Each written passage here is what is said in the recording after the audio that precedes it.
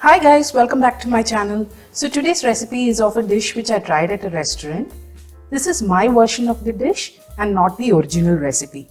This is a good option for vegetarians who love paneer. The ingredients list for the dish is given in the description box below. Do check it out. So firstly, let me tell you what kandhari is. So kandhari is a chilli variety which we use in Kerala. It's a small variety of chilli like this and it's pretty spicy. We use it in pickles and chutneys, etc. So for this dish, I'm going to make a paste out of the kandhari, garlic, ginger, green chilies, cashew soaked in warm water, curry leaves and coriander leaves. In a pan, I'm heating some oil and adding a drop of butter to it. Once the butter melts, I'm adding some mustard seeds and fennel seeds to it. We'll let it splutter. Now add some curry leaves and the chopped onions to this mixture. Saute the onions until they change color. Now it's time to add the paste that we prepared already and mix well.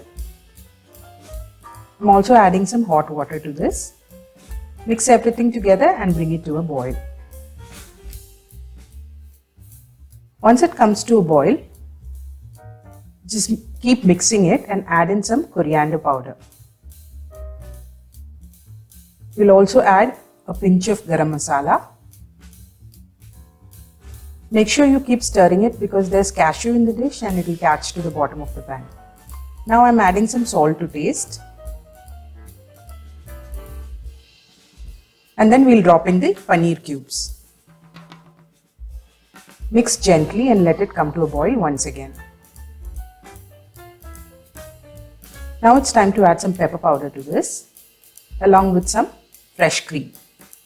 Mix well, bring it to a boil once again, and the Kanthari Paneer is ready to be served with roti or rice. So do try this recipe at home and let me know in the comment section. I'll see you next time with a new recipe. Until then, bye-bye.